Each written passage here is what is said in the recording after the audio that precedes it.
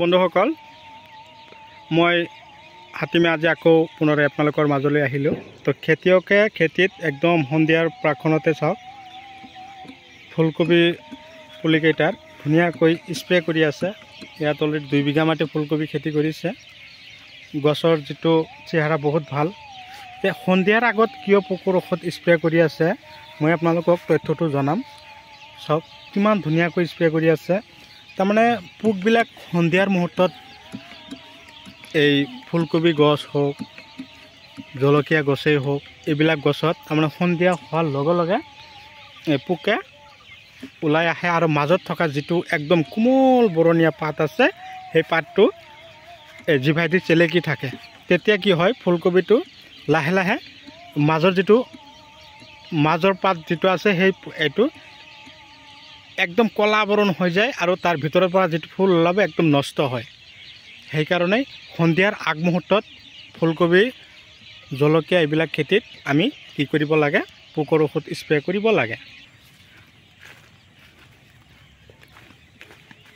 চাওক আৰু এজন খেতিয়কে সন্ধিয়াৰ মুহূৰ্তত খেতিত এই সাৰবিলাক সিঁচি আছে। খেতিত আজি পানী দিছে, মাটি ধুনীয়াকৈ ভিজাই লৈ তাৰ পিছত খেতিত সাৰ সিঁচি আছে।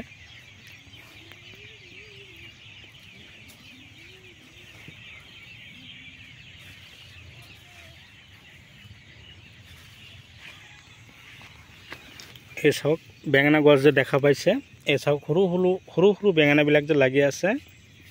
এই বেঙেনাবিলাকত তাৰমানে সন্ধিয়াৰ মুহূৰ্তত যিবিলাক পোক কিন্তু ৰ'দৰ সময়ত কেতিয়াও ওলাই নাহে। কথাটো আপোনালোকে অকণমান গুৰুত্ব দিব। ৰ'দৰ সময়ত পৰাপক্ষত আপোনালোকে খেতিত যিকোনো খেতিত পোকৰ ঔষধে হওক ভিটামিনে হওক স্প্ৰে নকৰিব। সন্ধিয়াৰ আগমুহূৰ্তত মোটামুটি 4টা বজাৰ পিছত আপোনালোকে খেতিত পোকৰ ঔষধ ভিটামিন যি আছে সব স্প্ৰে কৰিব। যদি আপোনালোকে ফাংগিচাইডৰ ঔষধ দিয়ে তেনেহ'লে আপোনালোকে ৰ'দৰ সময়ত দিয়ে, কোনো ধৰণৰ প্ৰব্লেম নকৰে। এই চাওক বেঙেনা কি চিকচিকীয়া হৈ আছে, এতিয়া ৰাতিত ওলাব পোককেইটা ওলাই কিনে এইকেইটাত তাৰমানে একদম পুৰা ফুটা কৰিব। আৰু এটা কথা হ'ল মানে কি এই খেতিয়কে চাওক জলকীয়াৰ পুলি পেলাইছে। চুলি 8110 বুলি কৈ থাকোঁ যে আপোনালোকক, এই চুলি 8110 জলকীয়াৰ পুলি চাওক ধুনীয়াকৈ পুলিবিলাক গজালি মেলি আছে। কিন্তু কথা হ'ল কি যেতিয়া মাটি শুকান হৈ যায়, শুকান হৈ গ'লে সন্ধিয়াৰ আগমুহূৰ্ততে এই কামটো কৰিব লাগিব। ৰ'দৰ সময়ত দিলে পানীটো যদি আমি ৰ'দৰ সময়ত দিওঁ পানীখিনি কিন্তু মাটি ভাৱ হ'ব, গৰম হ'ব আৰু সেই একেবাৰে কোমল যিবিলাক জলকীয়াৰ পুলিবিলাক যে আপোনালোকে চাই আছে চাওক এইবিলাকৰ গুৰিটো ফাংগিচাইড লাগি যাব। তেতিয়া আমাৰ ফাংগিচাইডৰ ঔষধৰ প্ৰয়োজন হৈ যাব। এতিয়া কথা হ'ল জলকীয়া ফুলকবি এতিয়া আমাৰ সময়, গাজৰ মূলা এয়া ফুলকবি আহি আছে, দেখা দিছে খেতিত কাটিব পৰা সময় হ'লেই।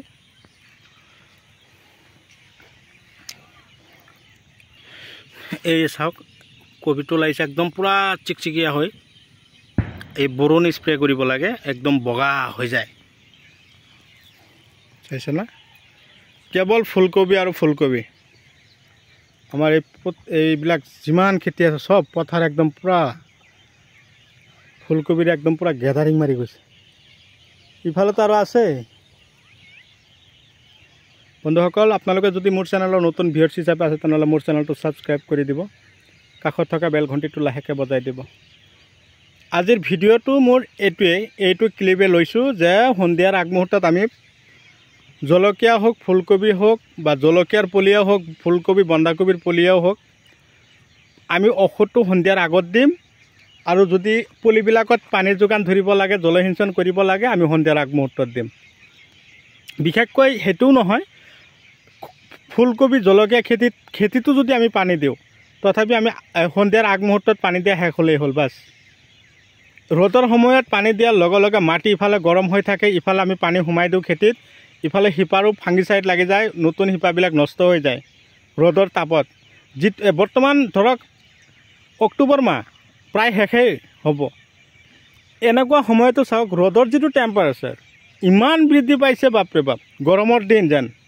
ঠাণ্ডা আগৰ সৰু থাকোঁতে আমি চাইছিলোঁ কি যে ঠাণ্ডা আহিন কাতি মাহ ছেপ্টেম্বৰ অক্টোবৰ মাহ আহিলে আমাৰ গাত ঠাণ্ডাৰ এটা অনুভৱ হয় কিন্তু এতিয়া ছেপ্টেম্বৰ অক্টোবৰ মাহ পাৰে হৈ যাব প্ৰায় তথাপি আমাৰ ফেন লাগে দুটাকে এনেকুৱা এটা অনুভৱ হৈ আছে তেতিয়া পোকেতো ডিষ্টাৰ্ব হ'বই পোকে আমাৰ খেতি ডিষ্টাৰ্ব কৰিব সেইকাৰণে কওঁ যে আপোনালোকৰ খেতিত আপোনালোকে কি কৰিব সংগনে আপোনালোকে খেতিত পানীৰ যোগান ধৰিব জলসিঞ্চন কৰিব যদি আপোনালোকৰ খেতিত কোনো ৰস নাথাকে তেতিয়া আপোনালোকৰ কি হ'ব ফুলকবি বন্ধাকবি ওলকবি গাজৰ মূলা ইত্যাদি ইত্যাদি খেতিৰ কাৰণে মই কৈছোঁ এইবিলাক খেতিত পোকে বহুত ডিষ্টাৰ্ব কৰিব উৰণীয়া পোক তাৰপিছত লেদা পোক এইবিলাক পোকে খাই থাকিব আৰু যদি খেতিত ৰস থাকি যায় একদম পুৰা একদম ৰস থাকি যায় তেনেহ'লে এই পোকে সিমান ডিষ্টাৰ্ব কৰিব নোৱাৰিব তো বন্ধুসকল ভিডিঅ' চাই কেনে পালে কমেণ্ট কৰিবলৈ নাপাহৰিব যিমান পাৰে মোৰ ভিডিঅ'টো আপোনালোকে শ্বেয়াৰ কৰি দিব